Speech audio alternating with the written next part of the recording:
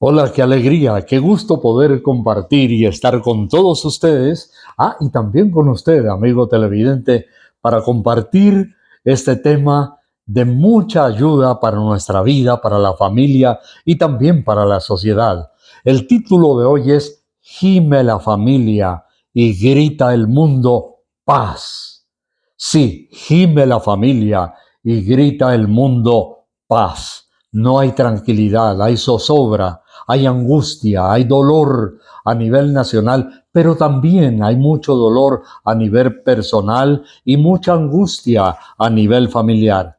Por eso la Biblia nos dice, y esto es muy importante, solo Dios dice en medio de esta aflicción lo siguiente: les traeré abundancia de paz, sanidad, medicina y los curaré. ¡Qué maravillosa promesa! Jeremías capítulo 33 y el versículo 6. Y solo Dios dice, les traeré abundancia de paz, póngalo con mayúscula, de sanidad, de medicina y los curaré. Realmente hay un clamor a nivel mundial. Estamos mirando las noticias en los canales internacionales de televisión y por todas partes es lo mismo. Se le exige a los gobernantes de presidentes hacia abajo y también a los gobernadores, a los alcaldes: necesitamos paz, tranquilidad. Hay mucha matanza, hay robos, hay inseguridad, pero además las comisarías de familia en todo el mundo están repletas también de mujeres golpeadas, maltratadas, de hijos torturados, de niñas violadas. Es impresionante lo que está pasando en el mundo. Bueno, pero para abrir, permítame decirle que hay tres palabras en la Biblia para paz en el hebreo. Por ejemplo, y todas ellas significan salud, bienestar por completo y toda clase de bienes. Dos de estas palabras son las más importantes y son eirene y shalom. Le vamos a compartir cuál es el significado de estas dos palabras, el contexto, pero además, amigo televidente, estemos muy atentos, porque posiblemente en medio de alguna angustia, preocupación, situación familiar, problema de persecución en el trabajo, bullying en las escuelas y colegios y también en el hogar, pues hay mucha incertidumbre. Permítame también entonces compartirle que hay, por ejemplo, una gran cantidad de eventos que suceden a nivel mundial y también personal. El gran escritor León Tolstoy, seguramente que los estudiantes desde bachillerato hasta la universidad y también los literatos, periodistas y publicistas políticos han oído hablar de León Tolstoy, el escritor ruso.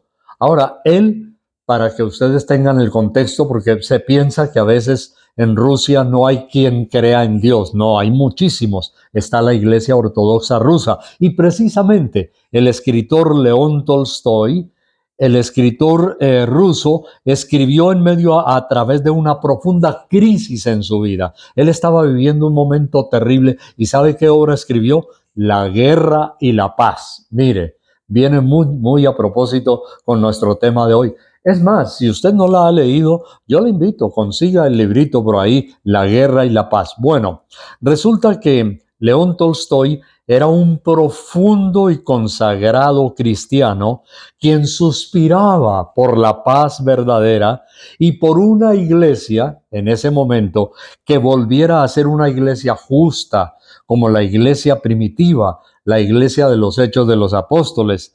Él anhelaba y soñaba con una iglesia que no manipulara a los fieles como vio que lo estaban haciendo a través de amenazas y sentimientos de culpa. Oiga, esto es interesante porque hay mucha manipulación religiosa y no podemos descartar casi ninguno de los credos que hay, pero hay mucha manipulación. Así que él dijo, ¿por qué tienen que angustiar a la gente con sentimientos de culpa y con amenazas? León Tolstoy dijo, yo anhelo una iglesia donde el cristiano disfrute verdadera paz y tranquilidad, siguiendo a Dios, y que lo sigan no por miedo, sino con amor. Y eso le valió para que la Iglesia Ortodoxa rusa lo expulsara Él quería la pureza original del cristianismo y no encontraba esto allí. Ahora, vamos a mirar algunas de las palabras para en hebreo paz. La primera que mencioné, eirene. Por ejemplo, en Lucas, el capítulo 1 y el versículo 79, si usted me quiere acompañar allí, en Lucas, el capítulo 1 y el versículo 79, encontramos esta palabra tan bonita. Dice lo siguiente en ese texto: para dar luz a los que habitan en tinieblas y en sombra de muerte, y para encaminar nuestros pies por el camino de paz. ¡Qué lindo! Esta era una profecía de Zacarías en ese momento, pues, contemporáneo de Jesús de Nazaret, otro Zacarías, que la Biblia nos dice que él y su esposa eran muy justos delante del Señor. Y hablando de Jesús de Nazaret, de su advenimiento, de su llegada a la tierra, por primera vez él dijo estas palabras que bien vale la pena tenerlas en cuenta: para encaminar nuestros pies por el camino de paz. Aquí la palabra paz es eirene, uno de los términos hebreos que he mencionado. Y en este término, la definición o el significado en hebreo es estado de reposo, estado de quietud, estado de calma, una ausencia de lucha y con mucha tranquilidad. O sea que eirene, acuérdese, paz. Y la otra es shalom, ¿verdad? Ya la vamos a ver.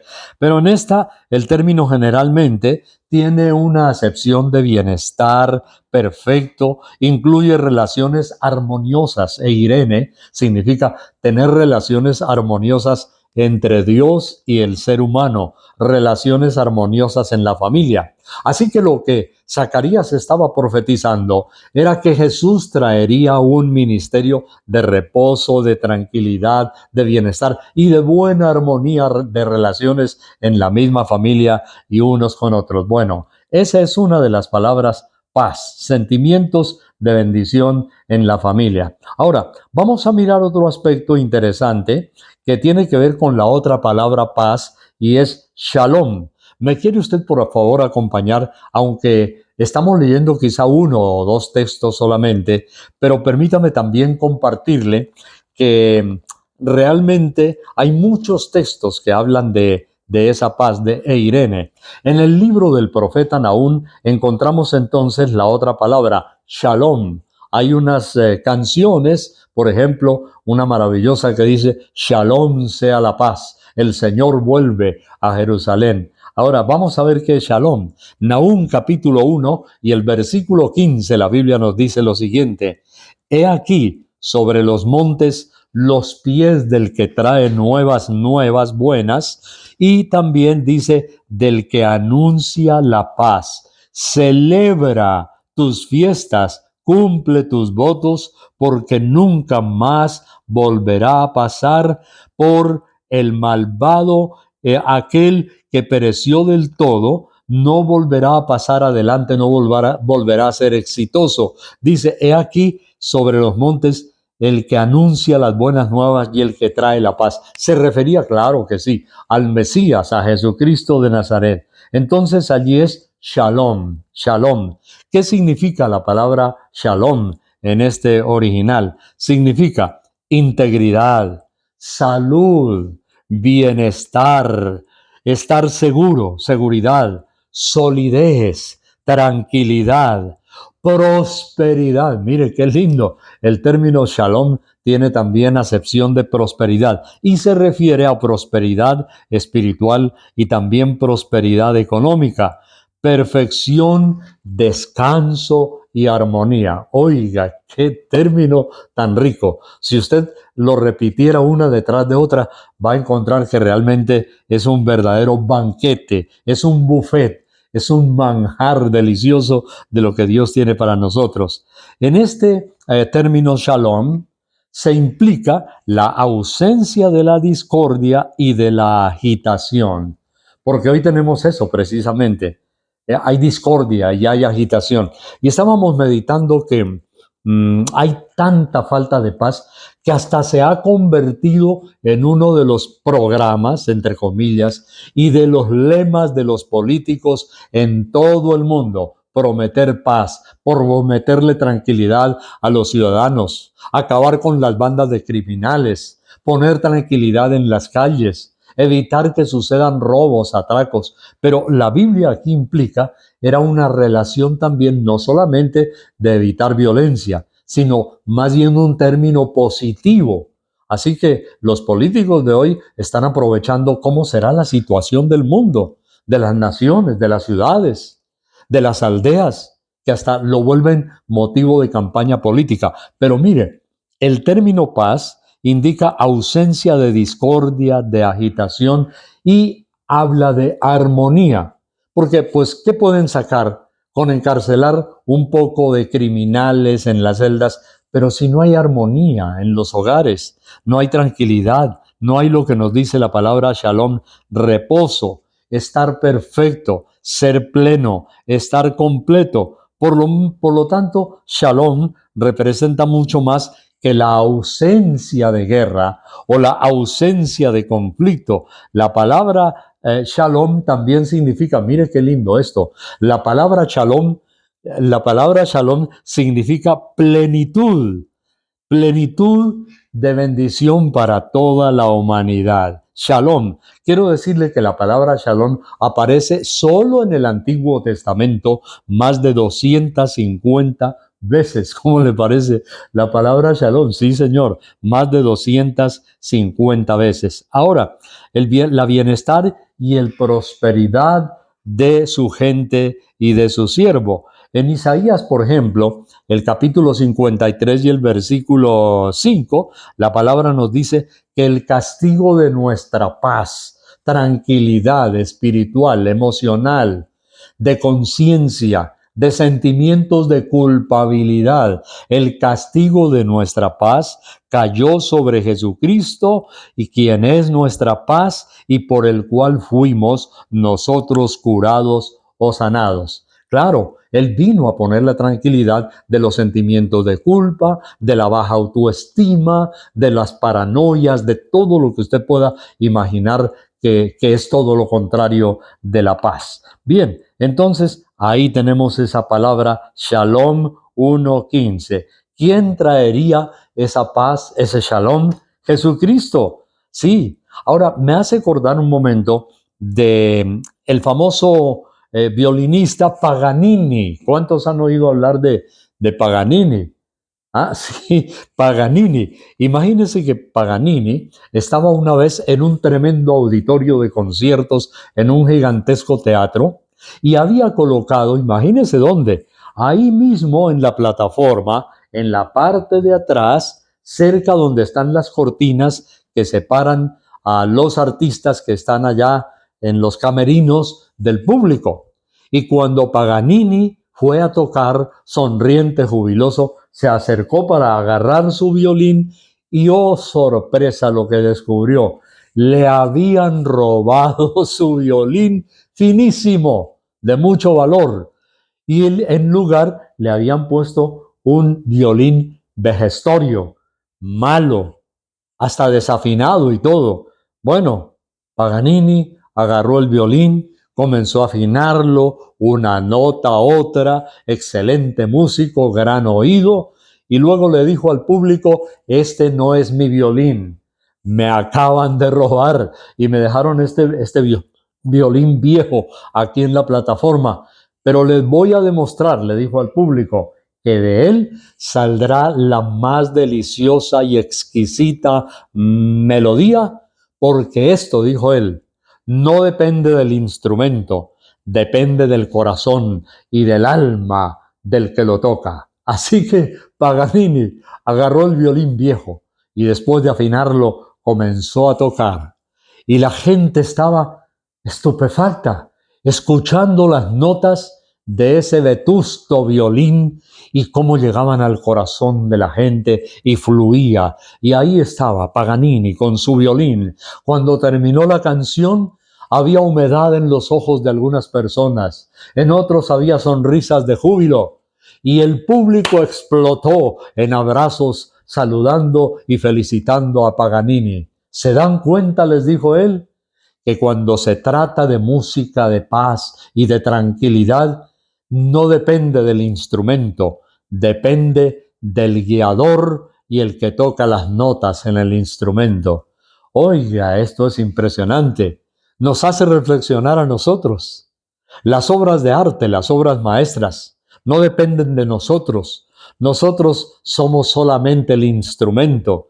Todo depende de quién toca el instrumento, o en este caso mejor, de quién el instrumento se deje tomar en sus manos y se deje tocar.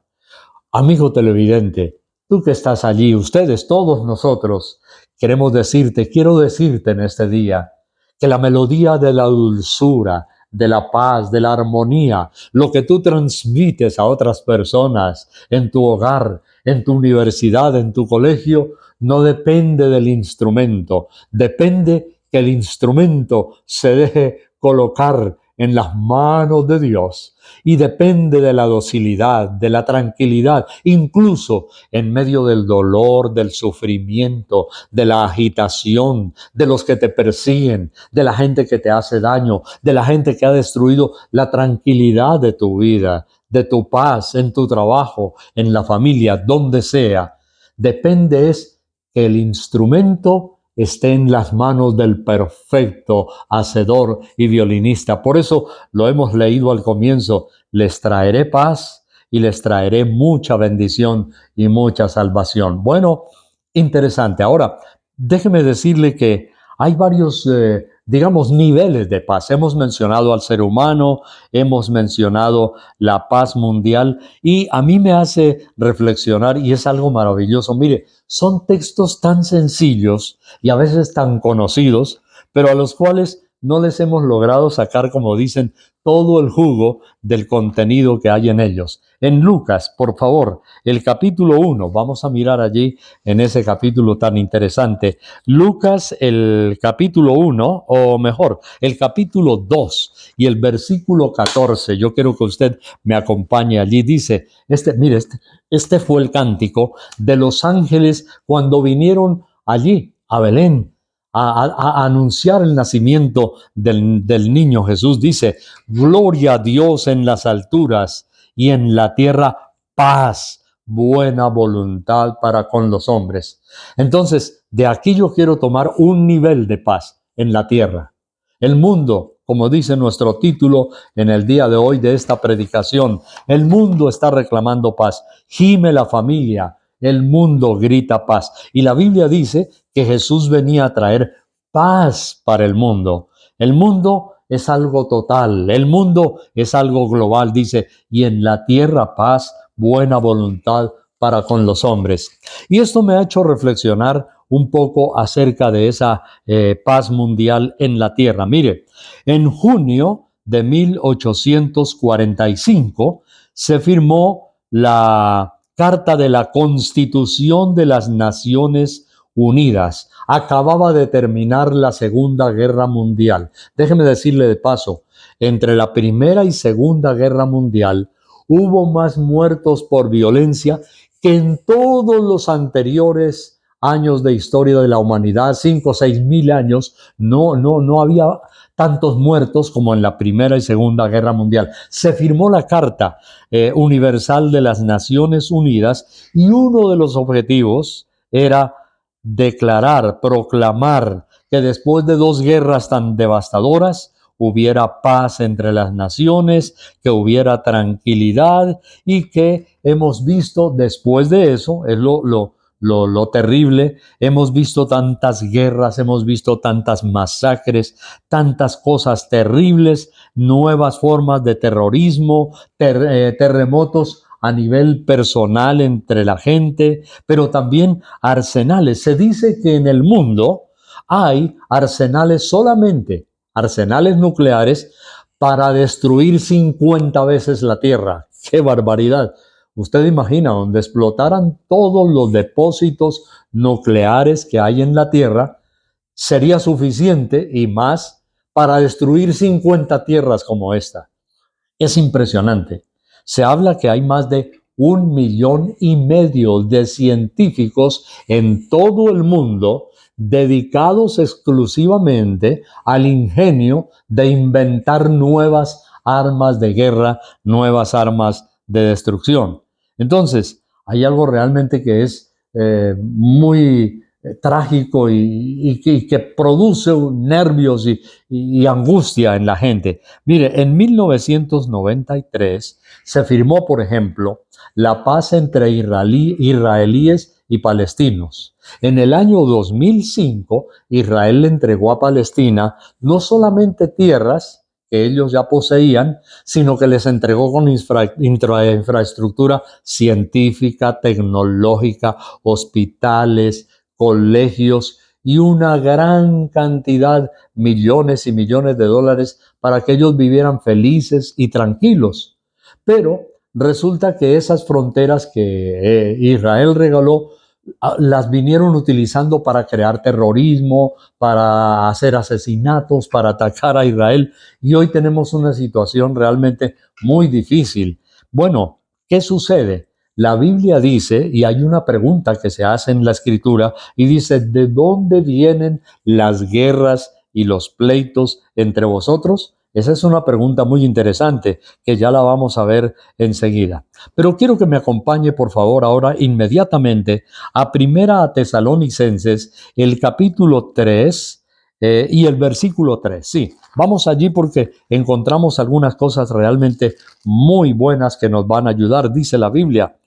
En Primera Tesalonicenses 3:3, a fin de que nadie se inquiete por estas tribulaciones, porque vosotros mismos sabéis que para esto hemos estado puestos. O sea, que hay una, digamos, resignación en cierta manera del problema de las guerras, porque mucha gente va a sufrir y de hecho hay niños que están sufriendo hambres, heridas, aflicciones, cosas espantosas realmente muy terribles a nivel personal con el asunto de las guerras. Pero también encontramos en la misma epístola a los tesalonicenses, el capítulo 5, por favor vamos allí, y el versículo 3, que cuando digan paz y seguridad, entonces vendrá sobre ellos destrucción repentina como los dolores a la mujer encinta y no escaparán.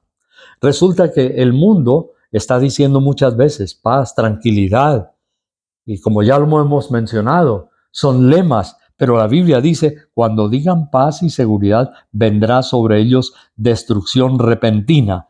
Esto significa que no estamos seguros en este mundo tan terrible. Ahora, agréguele a esto de las guerras, las neurosis, las psicosis, las paranoias, las depresiones, todo eso. Pero la Biblia dice en Isaías 53 que el castigo de nuestra paz, de estos problemas de depresión, de locura, de paranoias, cayeron sobre Jesús de Nazaret. En el momento que Él murió en la cruz, Él da la solución. ¿Qué significa?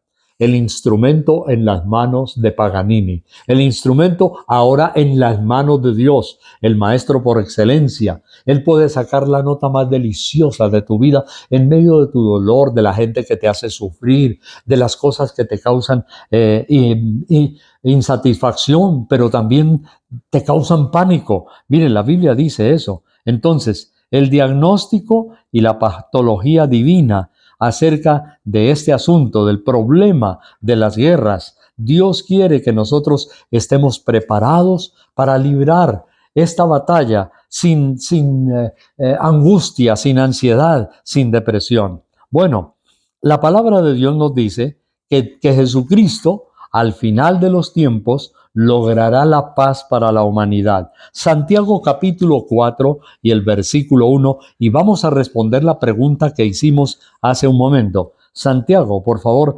acompáñeme allí en la Sagrada Escritura, el capítulo 4 y el versículo 1, la pregunta cumbre, la pregunta clave que hicimos: ¿de dónde vienen las guerras? La gente quiere saber, oiga, ¿dónde están las guerras? ¿Dónde está el nido de serpientes? ¿Dónde está el origen? Hay que matar las serpientes, hay que matar las arañas. ¿Dónde están? ¿Dónde se esconden? Entonces, ¿de dónde vienen las guerras? Dice Santiago 4:1. Y los pleitos entre vosotros, y aquí está el origen. La gente no lo creía, pero es cierto. Mire, no es de vuestras bajas pasiones las cuales combaten en vuestros miembros. ¿De dónde vienen las guerras? De las bajas pasiones del ser humano. Y hay una lista de maldad, de iniquidad, de codicia, de orgullo, de arrogancia. Hay naciones que se creen mejor armadas que otras y comienzan a mostrar los dientes y a desafiar. Hay naciones aquí como por ejemplo allá al otro lado del mundo que tienen a sus pueblos viviendo en una miseria de hambre, pero todo dinero que tienen lo dedican exclusivamente a fabricar armas y arsenales, muchos de ellos nucleares. ¿Y por qué es eso? Arrogancia. Mire, aquí está la pregunta en Santiago 4:1, ¿de dónde vienen las guerras y los pleitos? Entonces hay una pequeña lista, dice la Biblia enseguida. Codiciáis y no tenéis. Codicia. Muchas guerras han sido por codicia. Hay que invadir al otro país. Tiene riquezas naturales, tiene minerales. Ahora mire lo que dice aquí enseguida. Dice, codiciáis y no tenéis. Matáis y ardéis de envidia y no podéis alcanzar. Combatís y lucháis, pero no tenéis lo que deseáis. Entonces son las bajas pasiones del ser humano. Pero dice también que no piden a Dios, sino que roban. Dice, porque no pedís. Pedís y no recibís, porque pedís mal, para gastar en vuestros deleites. Este es el género humano de nuestro tiempo. Vemos protestas en las calles, no hay leche, no hay pan. Pero, como decía alguna vez, en Colombia, hace años, un titular en el periódico El Tiempo, el más importante, en la primera página en la ciudad de Bogotá, y decía, en Colombia se consumen más millones de litros en licor que en leche, por favor. Y los niños desnutridos en muchos de esos lugares. ¿En qué se beben el dinero la mayoría de los hombres? O en ese tiempo, en ese momento, pues se lo estaban bebiendo, era en licor y no en leche, y los niños estaban destruidos. Ahora miren lo que dice aquí.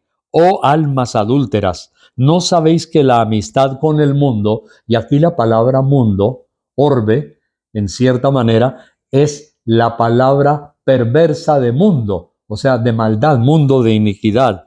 Dice, ¿no sabéis que la amistad con el mundo es enemistad contra Dios? Cualquiera pues que quiera ser amigo del mundo se constituye enemigo de Dios. Ahora, la pregunta para todos nosotros en este día es, ¿soy yo un amigo del mundo?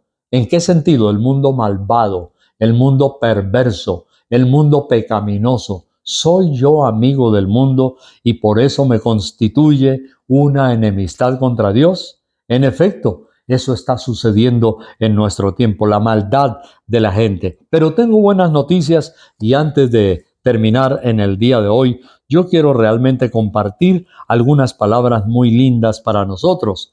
Hay una advertencia, eso sí, en el libro de Ezequiel hay una advertencia donde la Biblia dice que muchas veces nos han prometido paz y nos han engañado, nos han estafado, imagínense, con la paz.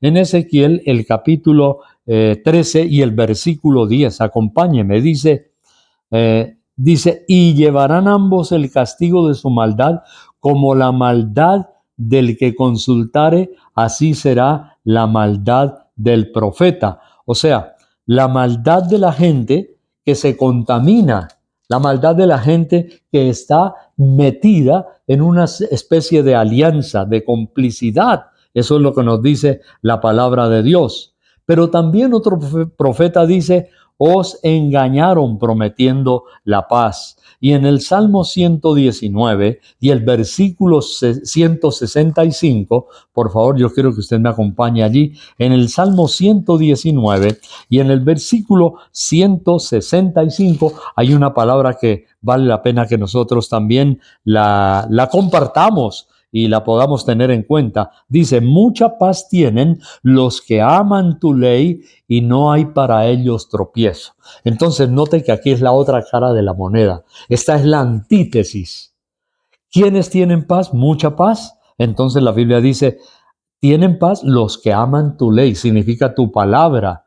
Y dice la Biblia, en ellos no hay tropiezo. En la palabra de Dios es un manjar, es una fuente de bendición que viene y nos habla, nos aconseja. Lo que acabamos de hacer, por ejemplo, allá en Santiago, la Biblia nos dice qué es lo que nosotros podemos hacer. Pero hay una promesa, quiero decirla hoy antes de concluir también, es que la Biblia dice que triunfará la paz.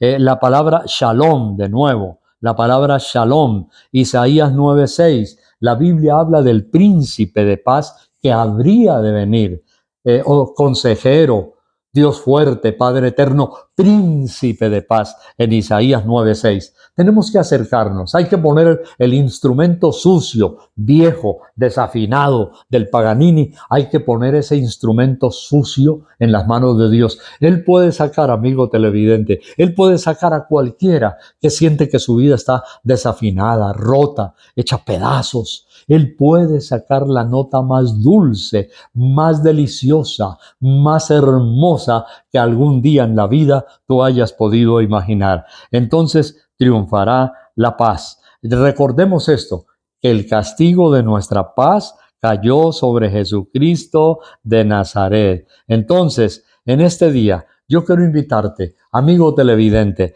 ríndele tu vida a Jesucristo. La palabra de Dios dice que el resultado final, cuando ponemos el instrumento en las manos de Dios, es una paz espiritual, es una paz mental, es una paz totalmente, es una paz a pesar de las aflicciones. Acompañen, por ejemplo, en Filipenses, el capítulo 4, allá en el Nuevo Testamento, sí, en Filipenses el capítulo 4 y el versículo 7, que Dios tiene realmente una palabra muy linda para nosotros en el día de hoy. Filipenses, el capítulo 4 y el versículo 7. La Biblia nos dice lo siguiente, dice la Biblia, por nada estéis afanosos, sino sean conocidas vuestras peticiones delante de Dios en toda oración y ruego con acción de gracias. No se angustien, no se afanen. Ponga en la mano de Dios ese problema, esa angustia, esa necesidad, esa petición. Y mire lo que dice enseguida en el versículo 8. Y la paz de Dios, que sobrepasa todo entendimiento, guardará vuestros corazones y vuestros pensamientos. Qué maravilloso es esto. Mire lo que dice. Corazones, afectos, ¿no?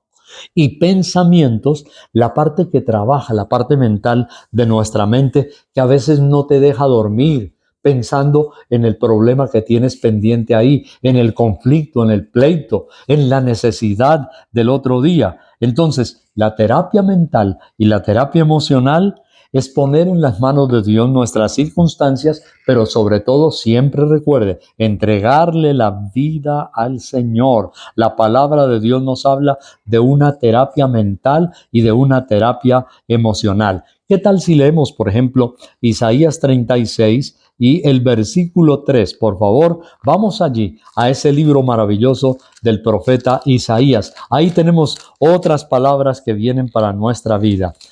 Isaías, el capítulo 36 y el versículo 3. Escuche atentamente esta expresión tan maravillosa que nos trae tranquilidad y nos trae también mucha paz. Dice la Biblia, Isaías 36:3, y salió el Eliakim, hijo de Hilcás, mayordomo de Seba, escriba, de los hijos de Asad, y habla también del canciller. En ese pasaje, luego nos dice acerca de cómo era el destino de esta gente que Dios estaba preparando para hacer otras cosas maravillosas. Y también ahí mismo en Isaías tenemos esta palabra tan linda. Dice, tú guardarás en completa paz a aquel cuyo pensamiento en ti persevera, porque en ti ha confiado. Bueno, al concluir hoy, yo quiero preguntarte, ¿tus pensamientos hacia dónde se dirigen? ¿Qué es lo que tú más piensas ¿Cuál es lo que ocupa la mayor parte de tu tiempo? Porque hoy ese es un problema bastante delicado. Jóvenes, niños, bebés están ocupando la mayor parte de su tiempo en el internet, en los juegos, en las películas de terror, por ejemplo. Y muchas de esas películas de terror, déjeme decirle, son diabólicas, son satánicas. Juegos, los padres a veces no se dan cuenta. También los adultos se entretienen durante horas y horas, pero la Biblia dice aquí, el pensamiento que persevera en ti, dice la Biblia, él tendrá completa paz. Gracias al Señor. Voy a dejar entonces esta palabra en sus corazones y vamos a orar ya mismo. Y vamos a decir, bueno, Señor, si hay paz, si hay angustia, si hay terrorismo, si hay noticias terribles del mundo, porque las hay en este momento. Hay noticias terribles de posiblemente, algunos dicen, hasta una tercera guerra mundial, la economía, etcétera. Si tú eres un hijo de Dios y ese instrumento desafinado que tiene notas de dolor y de tristeza, ese instrumento lo pones en las manos del Señor, en las manos de Dios, déjame decirte que Dios va a hacer una obra realmente. ¿Por qué no? De verdad que sí. Dios va a hacer una obra maestra en tu vida. Así que, por favor, te invito en el día de hoy, hagamos una oración final y entrégale tu vida a Cristo y dile, Señor, aquí está mi vida. Señor, yo me pongo en tus manos, a tus pies, descanso en ti, échale toda la angustia y la ansiedad a los pies del Señor. Te están haciendo sufrir. Deja en las manos de Dios eso, no te angusties más. Dios sabe pagar y castigar al que es malo. Así que, mi amigo televidente y todos, vamos a orar. Yo te invito, inclina tu frente si es posible, cierra tus ojos allí donde estás y dile conmigo en este momento, dile así, Señor Jesús, dile, Señor Jesús, yo pongo mi vida en tus manos, en tus pies. Me rindo, dile, Señor, me rindo. Espero, Señor, que tú me ayudes y quita de mi vida toda intranquilidad. Dile, Señor, quita de mi vida todo pecado, toda angustia, todo dolor, toda ansiedad, Señor, quítala de mi vida. Te entrego, Señor, dame la paz, la tranquilidad. Te entrego, dile, te entrego mis problemas económicos. Tú sabes, Señor, esa persona que me hace sufrir, dile, Señor, tú sabes, esa persona que me ha perseguido y me ha hecho daño. Pero también te entrego, Señor, todos mis problemas y preocupaciones y creo que tú llevaste todas mis angustias y mis temores en el nombre de Jesucristo de Nazaret. Amigo televidente, le bendigo y espero que usted esté muy feliz y le dé gracias a Dios en el día de hoy. Amén, amén, amén.